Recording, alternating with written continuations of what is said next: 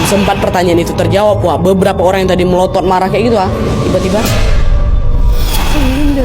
senyum. Tapi ada juga beberapa yang masih melotot gitu, tapi sebagiannya lebih banyak itu senyum kaku. Dan semuanya tuh nengok si Doni, semuanya. Nah karena gak nyaman dipandang kayak gitu, Doni buru-buru lah itu kan langsung masuk dia ke ruang observasi. Ditemuinya lah itu Dokter Fatih. Dan tepat setelah membuka pintu ruangan itu Doni melihat Dokter Fatih ini sedang mengeluarkan mayat anak laki-laki yang mohon maaf bau busuk kali dia. Terus kulitnya itu macam bengkak, udah menghitam Ini baru dikeluarin tuh dari kantong jenazah. Dokter Fatih yang udah nengok Doni langsung bilang, kasihan kali anak ini Don, dia tenggelam di sungai kurang lebih udah 4 hari, mayatnya baru ketemu hari ini, kata dokter.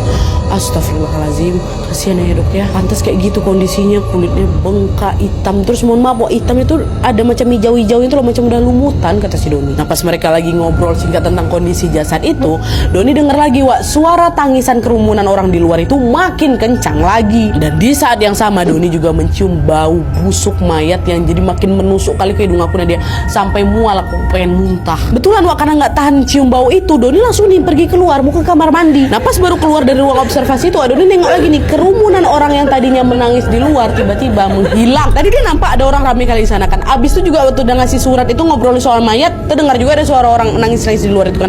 Waktu keluar nggak ada, hilang kemana orang-orang tadi? Perasaan barusan ini aku dengar mereka nangis, kok sekarang udah hilang aja.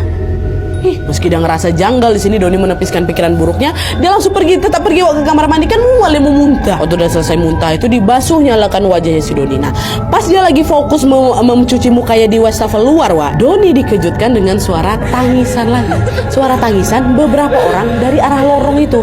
Penasaran Doni kan, Doni intip lah, nggak nengok belakang tapi dia tengok dari cermin. Dia mau nengok siapa yang lagi nangis dekat belakang kat lorong nih. Dan by the way area wastafel tuh memang ada di luar kamar mandi, jadi memang nggak ada pintunya. Jadi si Doni bisa nengok siapa orang yang berada di lorong, ya kan. Nah pas si Doni itu dongak kan kepalanya nengok ke cermin, Doni baru sadar ternyata suara tangisan itu berasal dari kerumunan orang-orang tadi lagi. Dah muncul lagi deh, kok mereka datang lagi? Kapan kesininya? Nah karena penasaran, Doni langsung balikin lah badannya kan, untuk memastikan apa yang dia tengok di cermin itu ini benar orang apa enggak nih, atau jangan-jangan beda kerumunan lagi, beda orang gitu kan. Nah ketika si Doni membalikkan badan mau ngelihat langsung siapa orang-orang yang lagi nangis ini, kerumunan orang yang tadi tiba-tiba menghilang, terus ada lagi waktu tengok ke belakang nggak ada, hilang, kosong, nggak ada satu orang pun.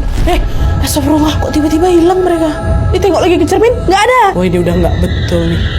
Udah nggak betul nih. Langsung lah si Doni ini pergi ke ruang kerjanya lagi Nah pas dia ngelewatin ruang alat di situ Doni nengok pintu ruang alat itu terbuka lebar. Nah karena penasaran, Doni refleks lah, ngintip lah dia ke dalam. Dan di situ dia melihat ada sosok makhluk tinggi. Dia kurus, botak, seluruh tubuhnya hitam legam, lagi berjongkok dia di atas kasur pasien yang ada di situ. Makin takut lagi si Doni kan, lari dia tuh birit-birit balik lagi ke ruangannya. Dikuncinya pintu, ditenangkan diri di sana. Astagfirullahaladzim, apa tuh? Nah nggak lama kemudian Doni dengar pintu ruangannya diketok. Itu kan karena masih takut, Doni nggak mau bukain pintu, dia diam kan.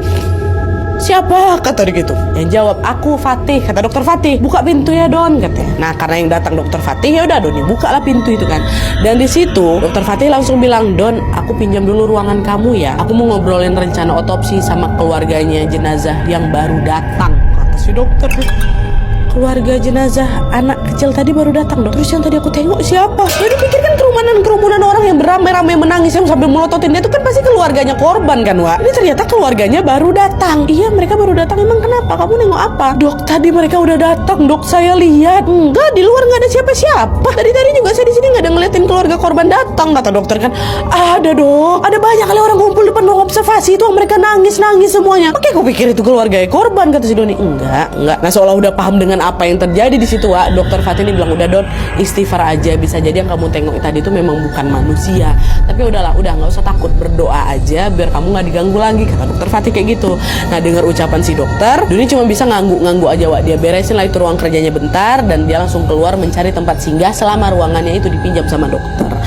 Tapi pas baru aja dia melangkahkan mau meninggalkan ruangan itu, tiba-tiba Doni dengar ada macam suara benda keras gitu loh. Nah dia dibanting di arah kamar mayat. Dan rupanya nggak cuma Doni aja yang dengar Dokter Fatih sama beberapa dokter sama perawat di sana dengar juga.